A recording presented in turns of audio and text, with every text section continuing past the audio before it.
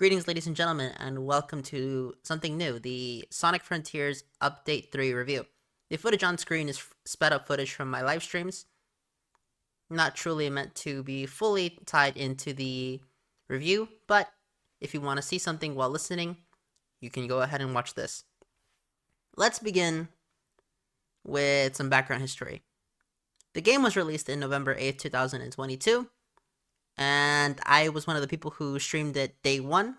I have been playing the game since launch. I have it for PlayStation 5, Switch, and PC. The version that I play the most is my Switch. However, in terms of the live streams that you've been seeing is the PC streams. Therefore, for my review, I will be going over the PC version of the game. Now, for those who don't know, I gave this game initially a 9, but that review was never uploaded to YouTube. That was more of a passing comment that I made. Do the updates for me fix the game and make it a 10? No, not even close. But at the same time, I don't think I've ever given a game a straight up 10. So for those of you who want to hear my opinions, let's begin. First, we'll start with the story. Unlike the main story where Sage dies helping Sonic defeat the end in a minigame where we play effectively Toho, we are instead sent into an alternate route where Sonic enters a ring, and Sage says that this is another possibility that she has not considered. In this possibility, the story goes as follows. Amy, Knuckles, and Tails gather the Chaos Emeralds while Sonic accomplishes some trials to stave off the cyber corruption and obtain a new form. Meanwhile, Eggman finds the purple Chaos Emerald and looks to give it to Sonic. Throughout the backdrop of the game, the characters have additional goals in mind. For example, Amy's goal towards the second half of this update was to collect as many Coco because she believed they had hidden information. Tails' big side goal was to hack into cyberspace in order to make it possible for the characters to grab the other Chaos Emeralds, and Knuckles' goal was to fight impact forms. Meanwhile, Sonic had to climb up 5 different towers. Truthfully, because I like Sonic a lot, I know how to control Sonic moderately well. I would not call myself a master player in any way. I probably am just slightly above average. I didn't really have problems with the towers except for the second one, and on screen what you're watching is a sleep-deprived version of myself playing this game. To explain that, I originally attempted to stream this update on September 28th at 5 p.m. Pacific Standard Time, which is when the update came out for me. And I was actually already streaming 2 hours before that so that I can get some viewers going before I actually clicked start on the update. But now that we're here, I should probably admit that I accidentally deleted my hard mode save file. On accident, by the way. Please know it was on accident. So I speedrun the game, but I realized that it would be kind of boring to do it on hard mode because everyone would have already seen it by then. So I decided to speedrun it on extreme difficulty. It took me about 9 hours, almost 10 hours, and I got here. The gameplay itself is still the standard Sonic Frontiers affair. You can manipulate your settings in the system if you want to change how your character controls. But overall, it's the same affair. It's just Oranos Island Part 2. Pretty simple stuff. So now that the basic story's gone out of the way and some background information, let's go over the characters. Amy, Knuckles, and Tails are the newcomers for this section. And among the three, for platforming, I like Amy the most. Her biggest weakness is that she cannot wall climb. But given I think she was the only one in Sonic Heroes who could not triangle jump, that makes sense that she cannot wall climb. I know that people were complaining about Tails not having a homing attack, but personally, because I've been playing the adventure games, Heroes, even Shadow in 06, where you can control Tails, I never really saw him as having a homing attack. I always assumed that the homing attack was exclusive to the Hedgehogs. I might be misremembering that, but I can't think of any other game where non-Hedgehog characters have a homing attack. Forces doesn't count because 1, you can make your avatar a hedgehog, and 2, because he doesn't really homing attack, he uses his grappling hook. Regarding the difficulty of this update, cyberspace stages were pretty fun. Like pretty fun. They were superior to the base game, and I'd argue that some of these cyberspace stages are some that rival even like the best of generations. I don't think they quite hit Unleashed DLC levels of really good, but they're up there. Other aspects of this update include the puzzles. These puzzles are easily harder than the puzzles in the base game. Significantly harder than the puzzles in the base game, I might add. I know that a lot of the casuals don't like that sort of thing. They don't want to sit and stop and think about something in a Sonic game. They just want to go super duper fast. In fact, I still see some comments on non-Sonic channels playing this game where they'll have the Sonic stupid friend argument. And honestly, I mean, if you don't want to play as anyone other than Sonic, that's more power to you, man. Have at it. I believe the fan base has colloquially referred to the 2010s as the meta era.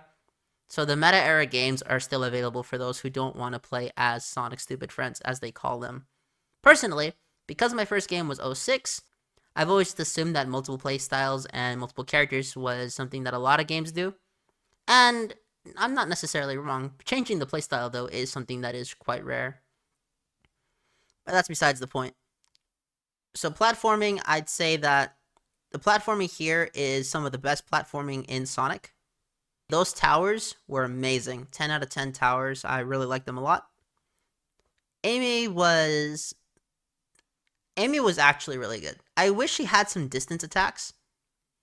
But if her entire playstyle was to be a sort of brawler card tricker, then I'm okay with her not having. Not everyone needs to have distance attacks. We know that Tails focuses exclusively on distance attacks, to my knowledge. And that's cool.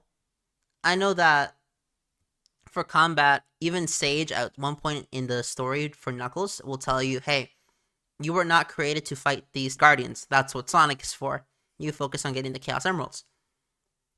I mean, you can use the skill tree and level up the characters, and you can beat the Guardians with these characters. I've seen footage online of people beating all the Guardians as Amy, Tails, and Knuckles.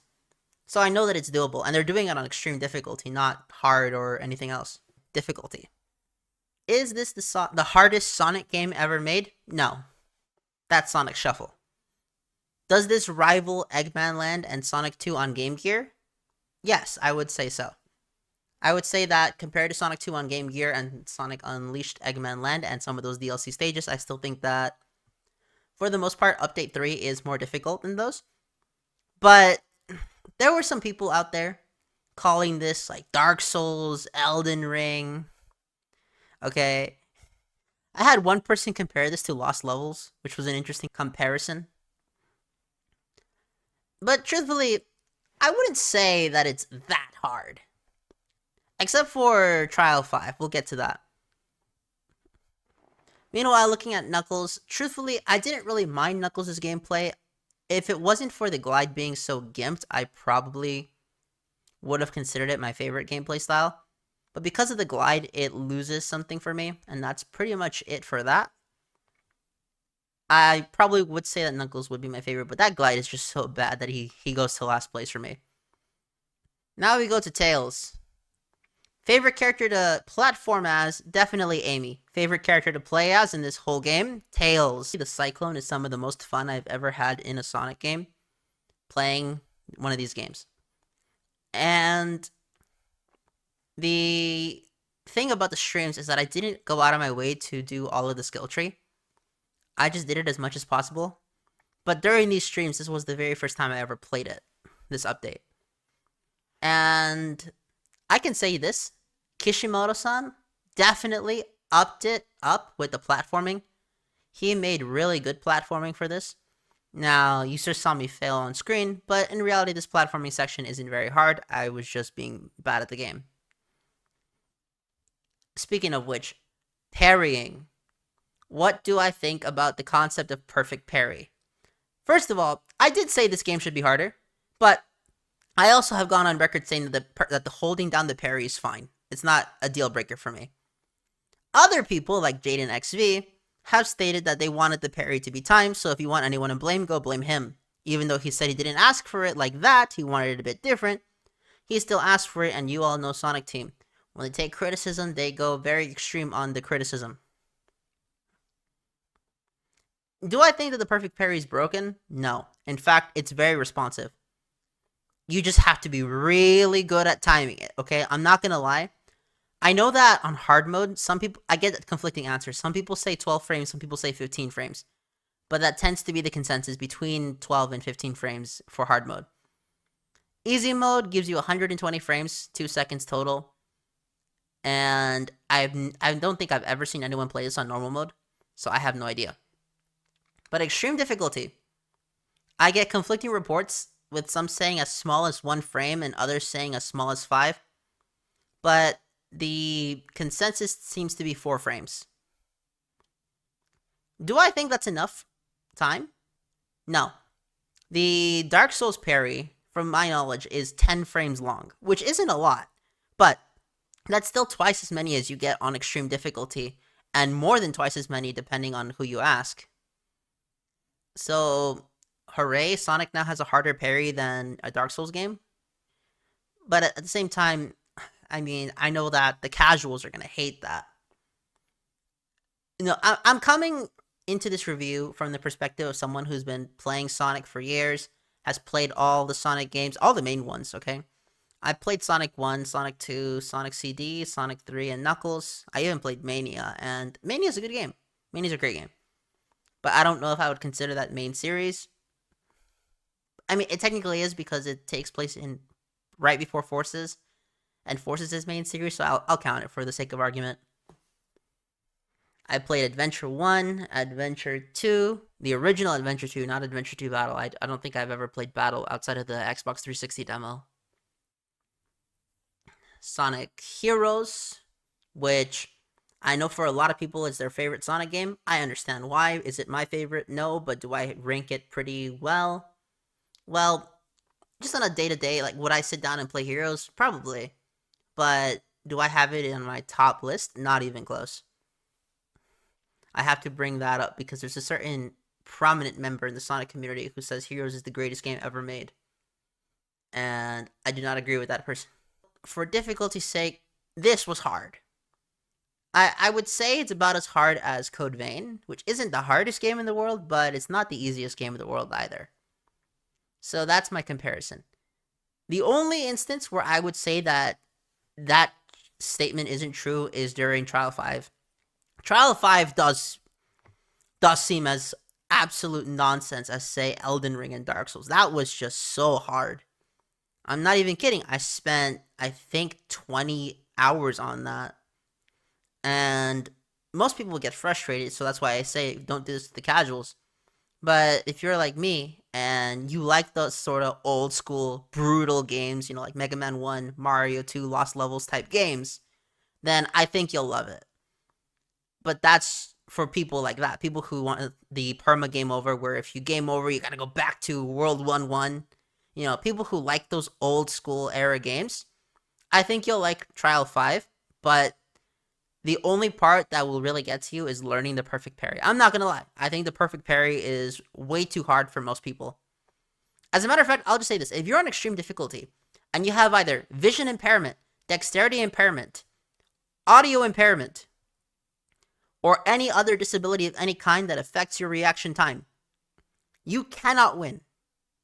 At least without assistance. With assistance, you can win.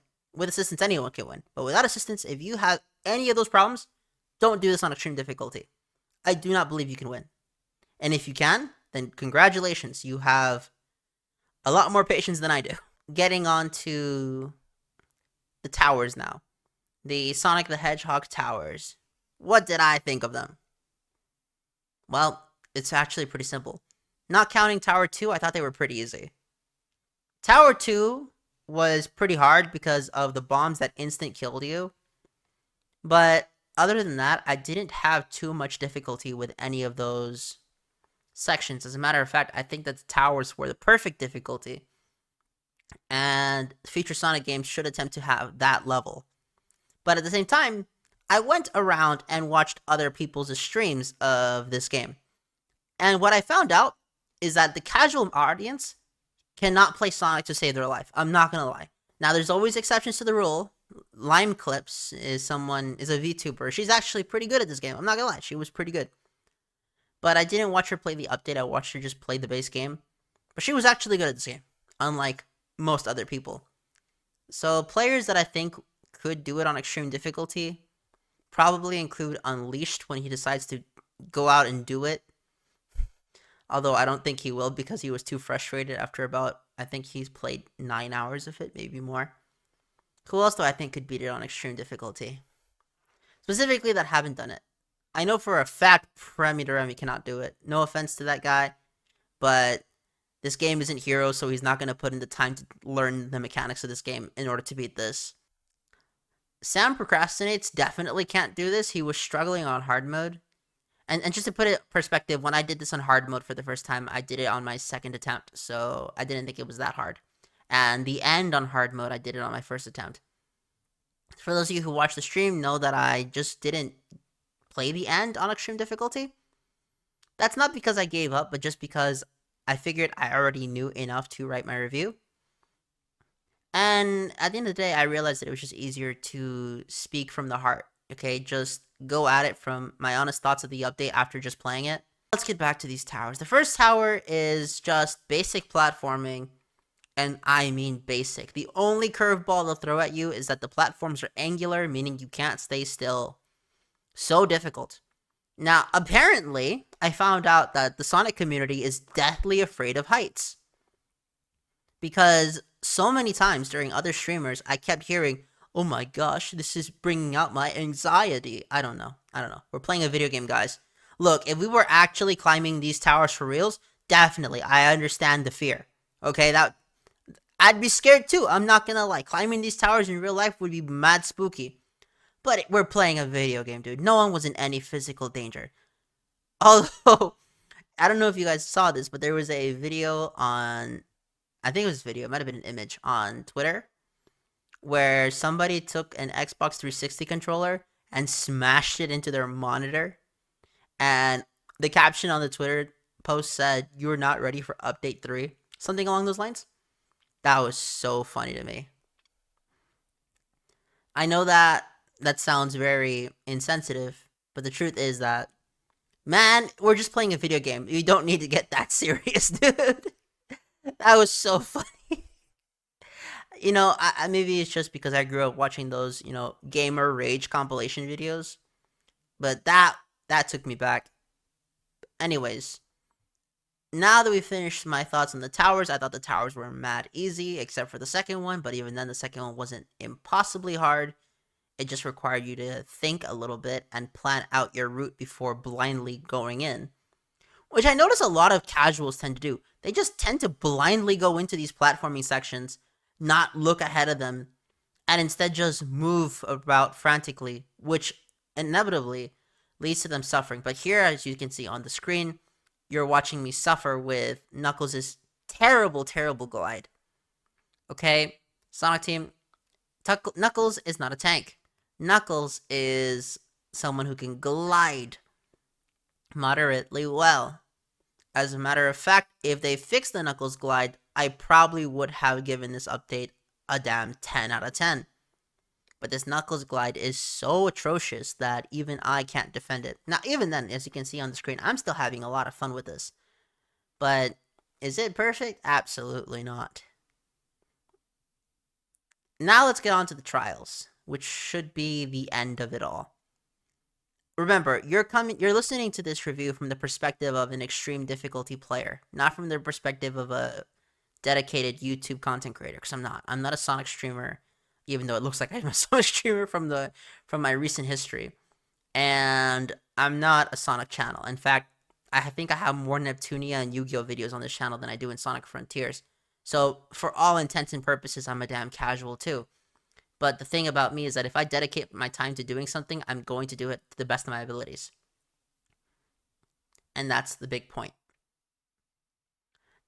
Trial 1 gave me some problems. It's the one where you have to fight the very basic enemies that have spikes everywhere and can guard, that for some reason can hurt you when they're guarding.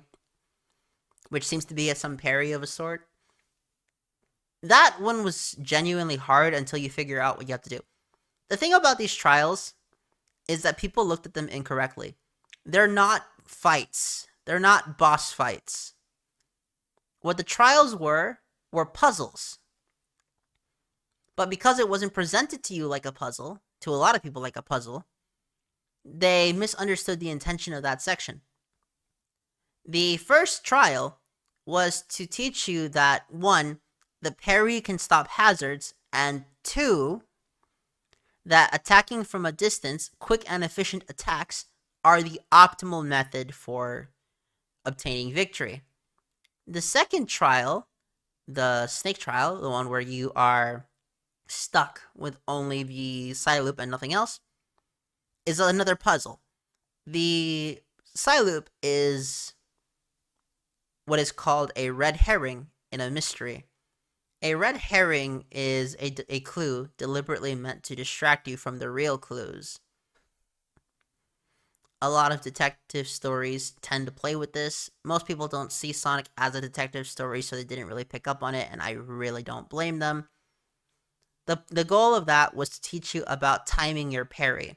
Now, the thing is, some people would say, but it doesn't teach you properly because you don't have perfect parry. That's true. However, what it incentivizes you to do is to do as much damage as possible and then parry at the last second. While it's not a perfect replacement for the perfect parry, it does at least provide some idea behind it. What many fail to realize until I think Chari made his video is that the trials themselves were designed like puzzles to teach you how to perfect parry without the game telling you how to perfect parry. Anybody who's ever taken a standardized test preparation course knows exactly what I'm talking about. In essence, the game is teaching you a material, but it's not directly telling you how to do it. It's asking you to figure it out. The pop culture equivalent of this would be wax on, wax off from the Karate Kid. The thing is, this is Sonic, the damn baby game, as the casuals like to call it, which leads to them not thinking long term. They don't want to think long term. They just want to play Sonic, get done, get over with quickly. But remember, Sonic is a series from the 90s, and 90s games, especially early 90s games, late 80s games, were designed to have difficulty so that your cartridge would last longer, because those games costed money. And this update is not very long. In fact, if you know what you're doing, you can beat this update in under 2 hours.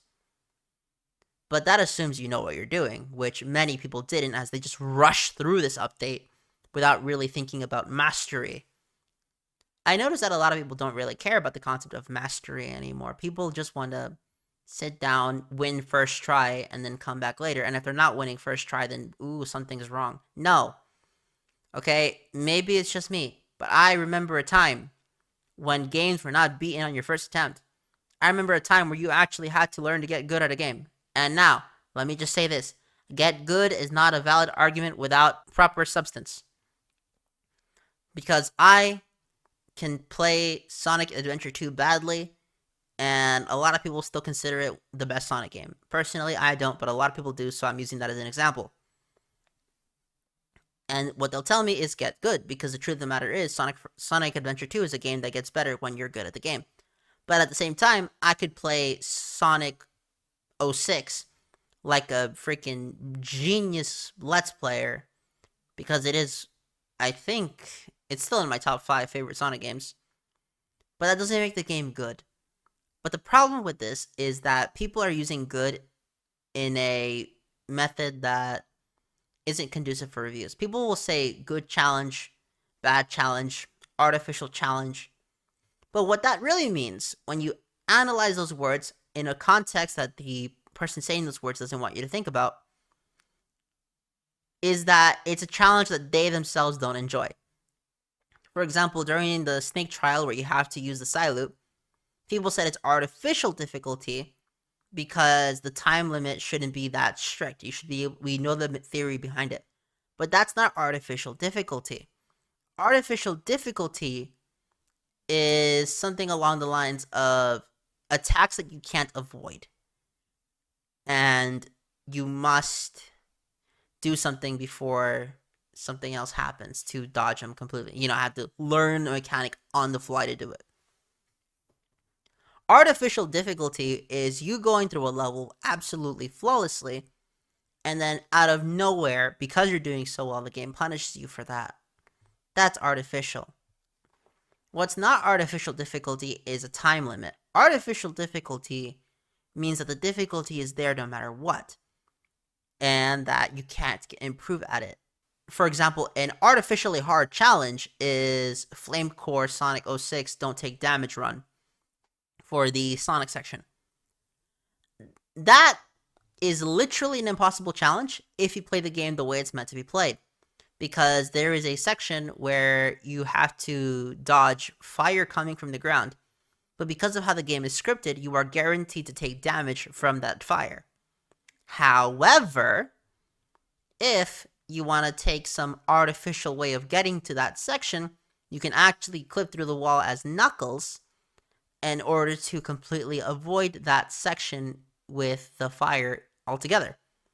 That's an artificial way of doing it, because that's not what you're actually supposed to do, and no developer worth their salt would ever make clipping through the wall something that you have to do in your big AAA game.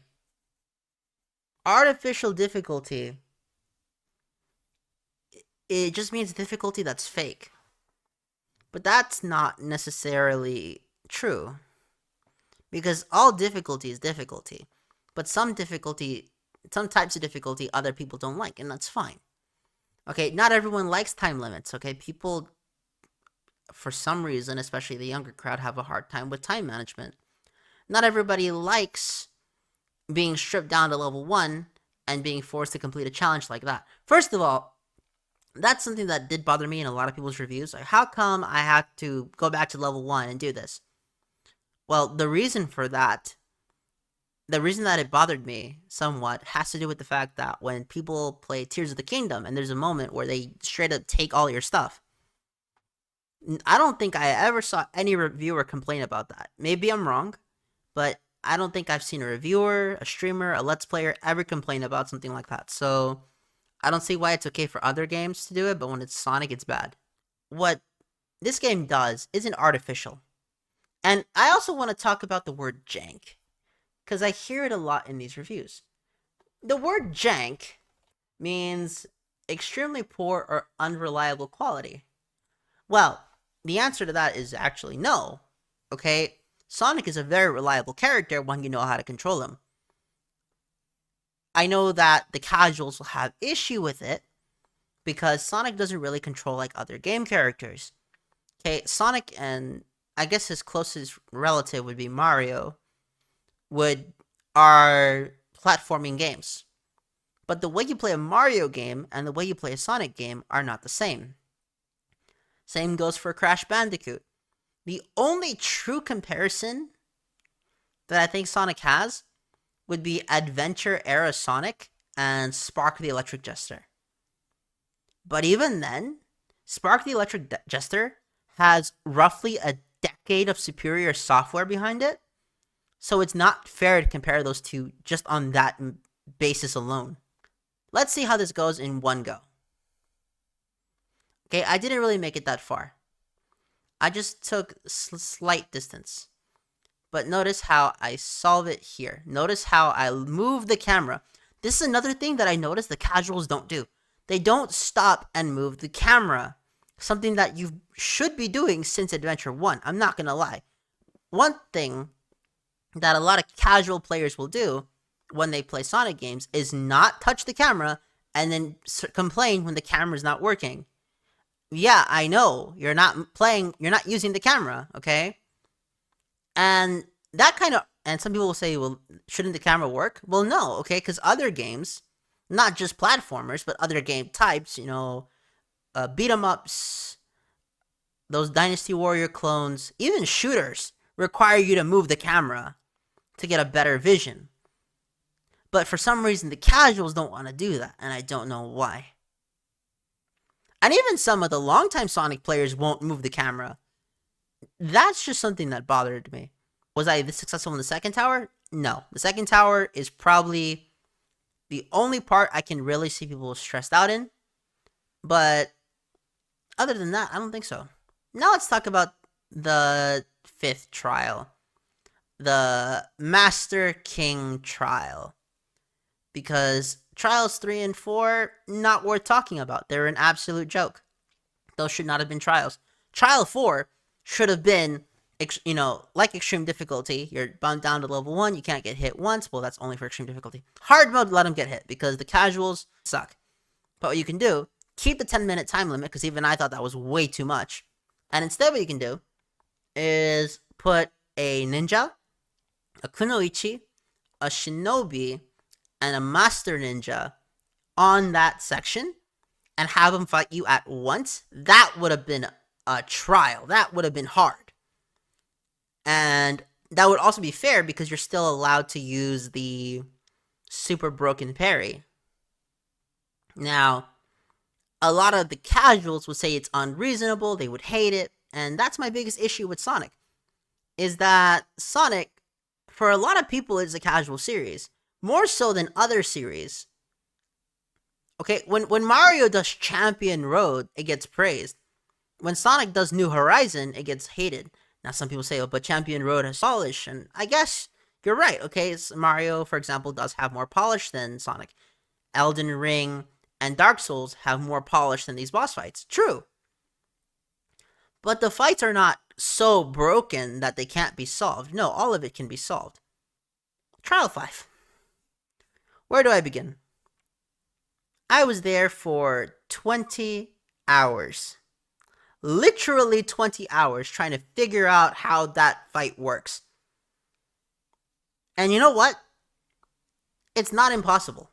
I don't even think that the trial is outrageous. As a matter of fact, I think it's quite fair. Some of you are probably wondering and saying, how could you think it's fair? Well, something that is truly unfair can't be solved. But the fifth trial can be solved. Solved means you can beat it without taking a hit, and you can do it consistently. I think that if I was to boot up Trial 5 right now, I could do it. However,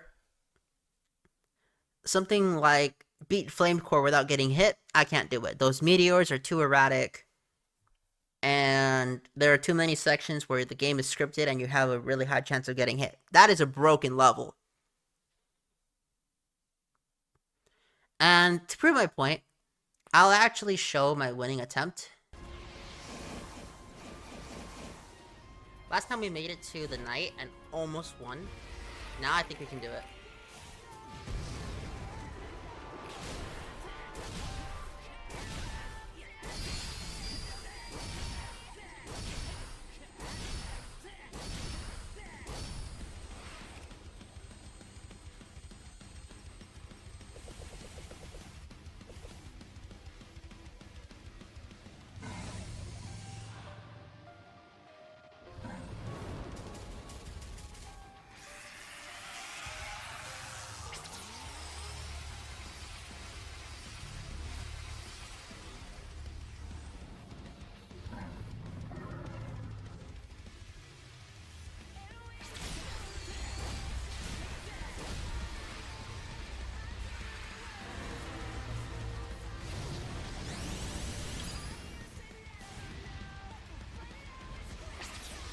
Attack, stomp, quick. Parry, dodge. Go back in. Homing attack, stomp, combo over and over again. We won the fight.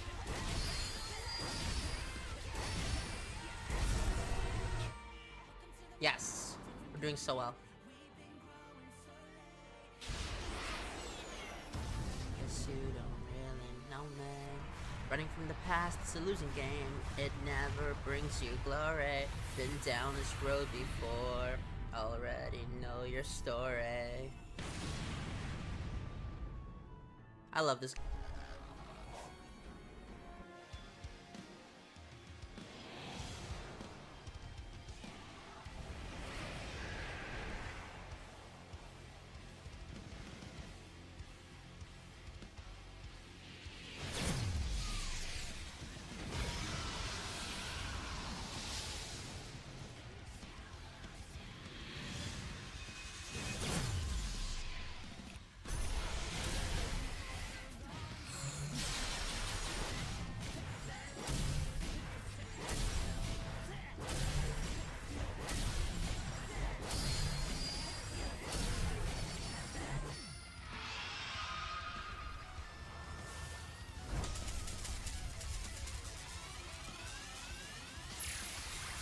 Okay?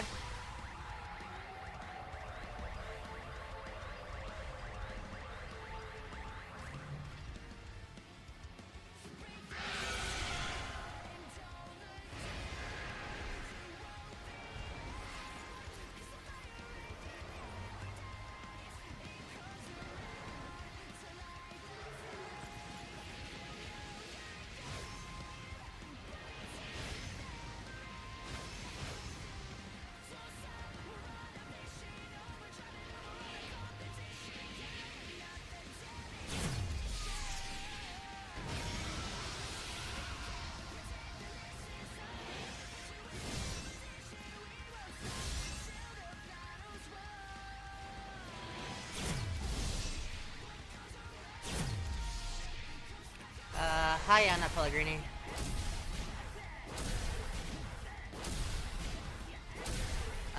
I really want to answer your question, but I need to focus on this. This is pretty hard.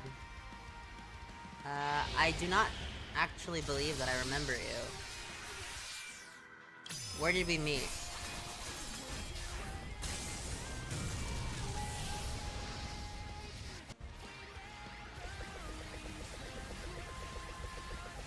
Oh,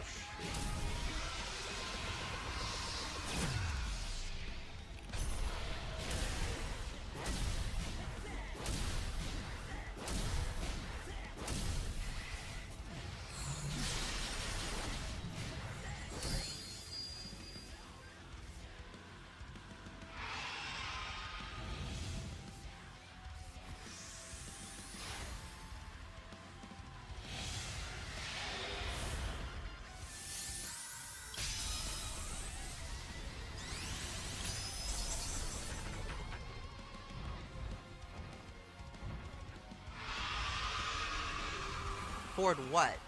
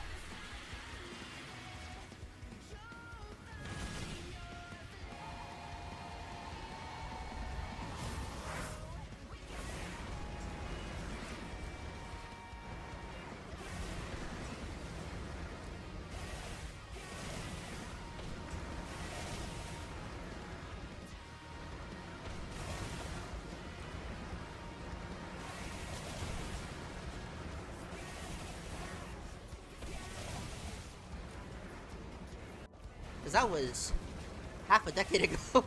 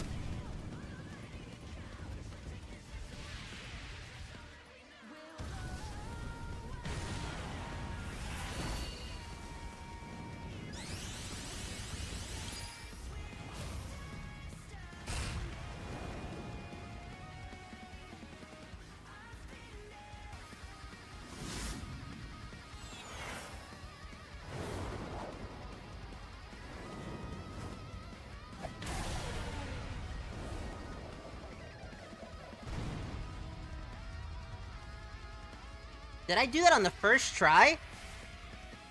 No way. Yes! I set aside like 6 hours of time. I have some free time, but I can actually just use it to study. I'm not gonna lie. That's probably what I'm gonna do. I did it! Yes! That was so fun, actually. Unironically. You know what? Sonic Team, do me this favor. Next time you do something like this, make this something exclusive to like the hardest difficulty. Okay? For easy, normal, hard, keep the checkpoints, make the timing for the parry nicer. You don't gotta make it so strict. But for the hardcores, the people who actually know how to play Sonic and really, really well, and are willing to put time and learn it, make it like the extreme difficulty, call that expert difficulty, and say only for players that have played over 1,000 hours or something, or only for players that have mastered this game. And I think that's going to do it mostly for my review. Again, the end fight, the only hard part about it is remembering to sidestep, which admittedly when I did the Knight, it didn't really do anything to me. As a matter of fact, the Knight has this technique where he can block your attacks with a shield. Just sidestep it and you can finish the first phase even faster. And anybody who thinks that the game didn't tell you that, so it's not fair, well, given that the game tells you to figure something out, and Sonic's moveset is so limited at that point because you know that blatant damage doesn't work, so you can rule out most of the attacks. You know the side loop isn't working, so what's left? Oh, the quick dodge, the quick step, because you have to figure out something. That is something I did notice about a lot of the modern gamers. Their methodology for problem solving and time management seems to be damaged. And I'm not saying this to be mean in any way. I just don't think that modern gamers could beat a game like Simon's Quest or Zelda 1 without a guide. I don't think most people could do it. Which is weird because a lot of people that I know who are, Gen Xers, millennial types, especially like late millennial types, they can do it. They can really do it without a guide. They'll just solve it out. But the young people, I don't think so. And I think this might be more of a problem with young people than the game itself, because if this game came out in 2001, I swear this would be getting praise all over. People would love the hell out of this. And people would be praising the difficulty of this game in the same way that they praised getting all A ranks in Adventure 2, for example. Because it's a hard challenge, but just like this challenge, it's not mandatory. You can completely skip this section of the game if you just go straight into Aranos and ignore the portal. You'll still get to the credits. I actually think that's a way I can see it working out. Call this the true ending, and for the true ending, you need to play a super hard game. But for the base ending, you don't have to. Kind of like Cave Story, and I know a lot of people like Cave Story, where you can get a bunch of endings, and they're not very hard to get. In fact, Cave Story is a really easy game, except for the Bloodstained Sanctuary, which I believe is just called Hell in the original version. That one is hard. Like, absurdly hard, but it still tests you on your knowledge of the game. Here I am in Tower 2, for example, the only tower that I said was super hard. And even then, it's not the hardest thing in the world. As a matter of fact, I think that Eggman Land might still be a harder section. But then again, I actually like Eggman Land. I can beat it in 22 minutes. I'm not going to S-rank it every time, but I can S-rank it. I don't think that this is impossible. As a matter of fact, this is pretty easy. And again, it might have to do with the fact that I've been playing Sonic for almost 2 decades, so I have a really fine-tuned handle on his gameplay style, not just this individual game. And because of that, maybe I just have the advantage. So here's how I'm going to review this. Final review. If you're a casual, do not touch Update 3. I repeat, do not touch Update 3. Clearly, if you're a casual and you're not willing to learn, you are not going to like this, because this update will test you on your knowledge of the game, your knowledge of the game's mechanics, and your skill. If you don't have any of those, especially skill, you are not going to like this, because this update forces you to put in some effort. Actually, you know what? Let's talk about something about these towers. A lot of people said that the lack of checkpoints was cheap, that it was unfair. I say bollocks. And the reason I say bollocks to that statement is because you can catch yourself. This isn't like another game where if you fall off a little bit, you restart at the very bottom. No, you can catch yourself. Your ability to catch yourself is how strong your checkpoint is. But people don't want to look past the fact that, there isn't a giant checkpoint goalpost here that they treated as a flaw in the game. No. If you're capable of catching yourself, then you've created your own checkpoint. It's not the greatest system, but the lack of checkpoints to me is not a problem. If after the first tower, the game communicates to you there's no checkpoints, then go into the next towers expecting that. As you see, I found it hard, but if you're noticing, I'm not really raging. Yes, I had a good jump scare at it, but I wasn't raging. So, my last thing is that if you are a diehard Sonic fan, like Unleashed, for example, and you like those difficult Sonic games, then you'll like it. You'll like it a lot. At this point, Frontiers is still an A for me. It's in that 9 to 9.5 range for me. I don't know about everyone else, but for me it is. Therefore, I hope you enjoyed my unscripted review of Update 3. I want to thank all of you for watching, if you stayed till the end, and I hope you have a nice day. Take care.